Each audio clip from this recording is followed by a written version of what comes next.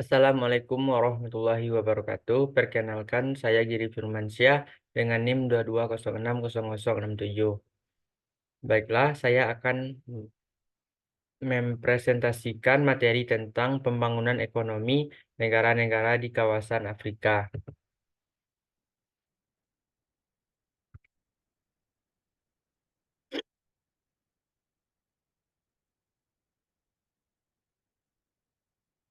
Kondisi ekonomi negara-negara di Afrika secara umum. Banyak negara di Afrika masih tertinggal dalam pembangunan ekonomi dibandingkan dengan negara-negara di kawasan lain.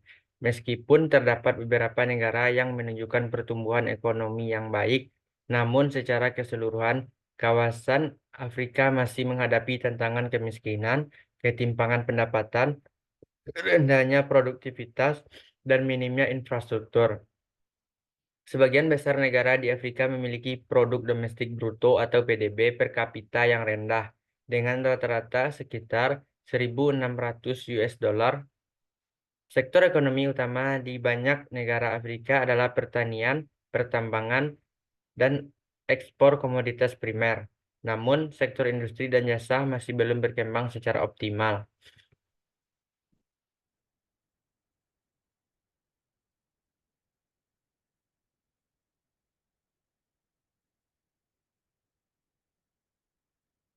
Tantangan pembangunan ekonomi di kawasan negara-negara di Afrika.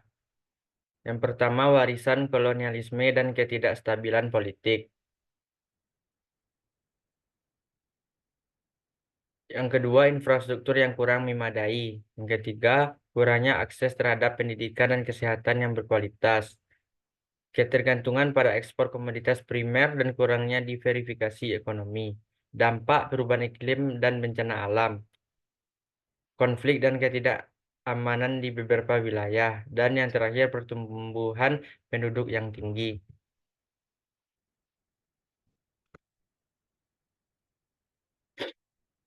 Faktor-faktor penghambat pembangunan ekonomi di Afrika.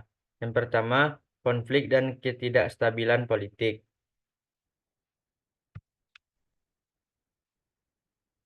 Contoh negara yaitu Sudan, Somalia, Republik Demokratik Kongo, Sudan, dan Sudan Selatan.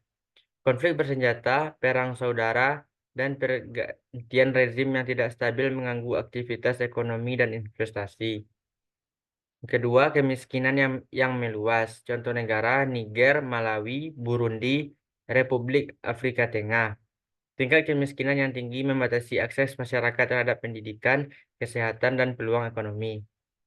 Yang ketiga, rendahnya tingkat pendidikan dan kesehatan. Contoh negara Mali, Burkina Faso, Mozambik, Chad. Kurangnya sumber daya manusia yang terampil dan sehat menghambat produktivitas ekonomi. Selanjutnya, infrastruktur yang kurang memadai. Contoh negara Niger, Chad, Eritrea, Republik Afrika Tengah. Kurangnya infrastruktur transportasi, energi, dan telekomunikasi menyulitkan aktivitas ekonomi dan perdagangan. Selanjutnya, ketergantungan pada ekspor komoditas primer. Contoh negara Nigeria atau minyak bumi, Botswana, berlian, Zambia, tembaga, pantai gading, kakao. Harga komoditas yang fluktuatif dan minimnya diversifikasi ekonomi membuat negara-negara ini rentan terhadap guncangan eksternal. Selanjutnya, utang luar negeri yang tinggi. Contoh negara Mozambik, Sudan, Kongo, dan Zimbabwe. Utang luar negeri yang besar membebani anggaran pemerintah dan menghambat investasi untuk pembangunan. Selanjutnya, dampak perubahan iklim dan bencana alam. Contoh negara Somalia, Ethiopia, Malawi, dan Zimbabwe. Kekeringan, banjir, dan degradasi lingkungan mengancam sektor pertanian dan ketahanan pangan. Materi selanjutnya, strategi dan upaya pembangunan ekonomi di Afrika.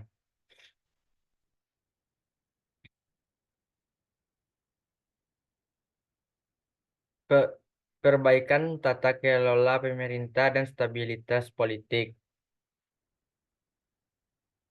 Contoh negara Rwanda, Botswana, Mauritius. Negara-negara ini telah berhasil memperbaiki tata kelola pemerintahan, memerangi korupsi, dan menciptakan stabilitas politik yang mendukung pembangunan ekonomi. Selanjutnya, diversifikasi ekonomi dan industrialisasi. Contoh negara Maroko, Kenya, Ethiopia. Negara-negara ini berupaya diverifikasi ekonomi dengan mengembangkan sektor industri, manufaktur, dan jasa untuk mengurangi ketergantungan pada ekspor komoditas primer. Selanjutnya, investasi dalam sumber daya manusia. Contoh negara Ghana, Namibia, dan Afrika Selatan.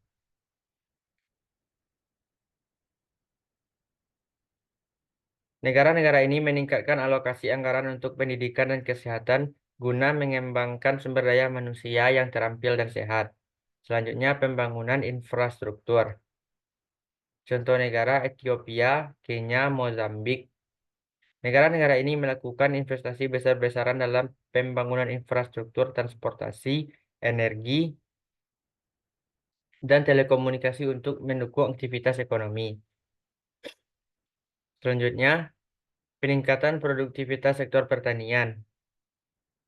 Contoh negara Malawi, Rwanda, dan Ethiopia. Negara-negara ini memprioritaskan peningkatan produktivitas sektor pertanian melalui modernisasi penyediaan input pertanian dan pelatihan bagi petani. Selanjutnya, promosi investasi asing dan perdagangan internasional.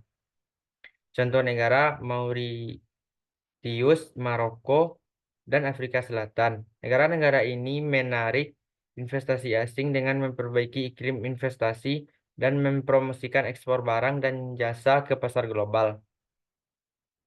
Selanjutnya, kerjasama regional dan integrasi ekonomi. Contoh, Komoditas Ekonomi Afrika Barat atau ECOWAS, Kom- Komoditas Pembangunan Afrika Selatan atau SADC, Masyarakat Ekonomi Afrika Timur atau EAC. Kerjasama regional dan integrasi ekonomi di antara negara-negara Afrika bertujuan untuk menciptakan pasar yang lebih besar, meningkatkan perdagangan intraregional, dan memfasilitasi pergerakan barang, jasa, modal, dan tenaga kerja. Selanjutnya, peran organisasi internasional dan donor.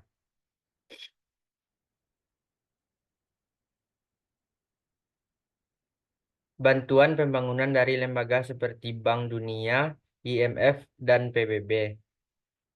Lembaga-lembaga internasional seperti Bank Dunia, Dana Moneter Internasional atau IMF, dan badan-badan di bawah Perserikatan Bangsa-Bangsa atau PBB telah memberikan bantuan pembangunan bagi negara-negara di Afrika dalam bentuk pinjaman, hibah, dan program-program bantuan teknis.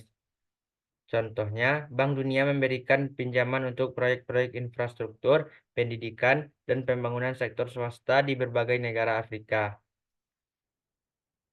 IMF memberikan bantuan keuangan dan program penyesuaian struktural untuk mendukung stabilitas ekonomi makro. Dan UNDP atau United Nations Development Program mendukung program-program pengentasan kemiskinan dan pembangunan berkelanjutan.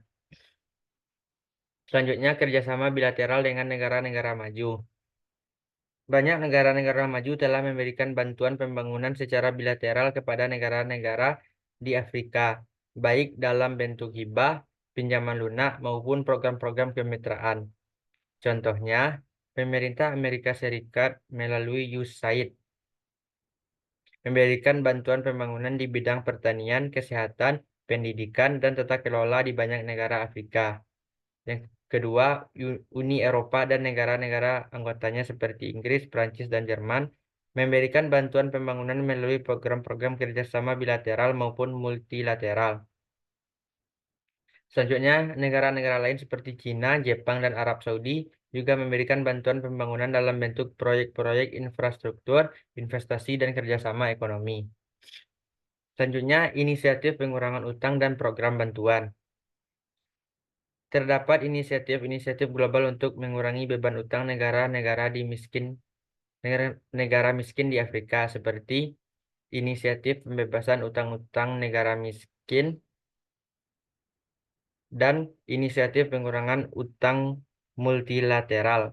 Selain itu juga terdapat program bantuan khusus seperti inisiatif pendidikan untuk semua atau Education for All dan Global Fund untuk memerangi HIV atau AIDS, tuberkulosis, dan malaria. Materi selanjutnya, studi kasus pembangunan ekonomi di negara-negara Afrika. Contoh negara-negara yang berhasil dan tantangan yang dihadapi. Dalam beberapa dekade terakhir, ada beberapa negara di Afrika yang cukup berhasil dalam pembangunan ekonominya, meskipun masih menghadapi tantangan. Yang pertama, Mauritius menjadi salah satu contoh sukses pembangunan ekonomi di Afrika. Negara ini berhasil melakukan transformasi dalam ekonomi berbasis pertanian menjadi ekonomi industri dan jasa dengan fokus pada pariwisata, sektor keuangan, dan teknologi informasi. Kedua, Botswana adalah salah satu negara termaju di Afrika Sub-Sahara berkat pengelolaan sumber daya alam, terutama pertambangan berlian yang baik. Negara ini juga memiliki tingkat korupsi yang rendah dan tata kelola yang relatif baik. Selanjutnya, Rwanda. Rwanda berhasil pulih dari tragedi genosida 1944 dan mencapai pertumbuhan ekonomi yang tinggi dalam 2 dekade terakhir. Reformasi pemerintahan, peningkatan akses pendidikan, dan investasi dalam pertanian serta sektor jasa menjadi kunci keberhasilan Rwanda. Selanjutnya, pembelajaran dari pengalaman pembangunan ekonomi di Afrika. Dari studi kasus tersebut dapat dipelajari bahwa faktor-faktor seperti tata kelola pemerintahan yang baik, stabilitas politik, investasi dalam sumber daya manusia, dan diversifikasi ekonomi menjadi kunci keberhasilan pengembangan ekonomi di Afrika. Namun, tantangan seperti ketergantungan pada sektor tertentu, kemiskinan, konflik, dan infrastruktur yang kurang juga harus diatasi. Materi selanjutnya, kesimpulan dan prospek masa depan. Yang pertama, rangkuman upaya pembangunan ekonomi di Afrika. Secara keseluruhan, negara-negara di Afrika telah berupaya untuk memperbaiki kondisi ekonomi mereka melalui berbagai strategi dan upaya pembangunan. Beberapa negara telah mencapai kemajuan yang signifikan, sementara negara lainnya masih terus berjuang menghadapi tantangan. Upaya-upaya yang dilakukan meliputi perbaikan tata kelola pemerintahan, diversifikasi ekonomi, investasi, dan sumber daya manusia. Selanjutnya, tantangan dan peluang yang masih ada.